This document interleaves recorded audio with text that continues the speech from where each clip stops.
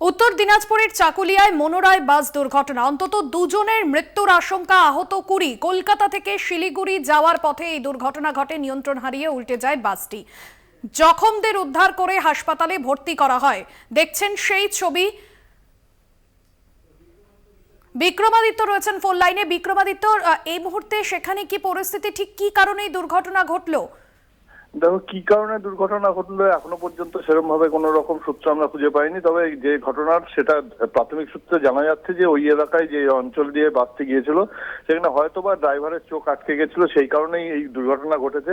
ঘটনাস্থলে দুইজনের মৃত্যু হয়েছে বলে এখনো পর্যন্ত জানা গিয়েছে, কিন্তু ডাক্তারি সূত্রে এখনো পর্যন্ত সেরকম কিছু হয়নি। তাদেরকে ইসলামপুর মহকুমা হাসপাতালে নিয়ে যাওয়া হয়েছে। স্থানীয় যে প্রধান রয়েছেন কৈসার আহমদ, তিনি যা জানিয়েছেন তাতে দুইজনের মৃত্যু হয়েছে এবং 15-16 জনের আহত হয়েছে। কিন্তু এখন উদ্ধার কার্যে কিন্তু কোন রকম ভাবে এনএইচআই কর্তৃপক্ষ ওই এলাকায় আসেনি বলে অভিযোগ উঠেছে। যে তারা যদি ঘটনাস্থলে সঠিকভাবে আসতো তাহলে দুর্ঘটনার ফলে মৃত্যু বা আহতদেরকে নিয়ে যাওয়ার একটা সুব্যবস্থা হতো। এলাকার মানুষই যেই দুর্ঘটনার থেকে মানুষকে ইসলামপুর মহকুমা হাসপাতালে স্থানান্তরিত করেছে। ধন্যবাদ তোমায়।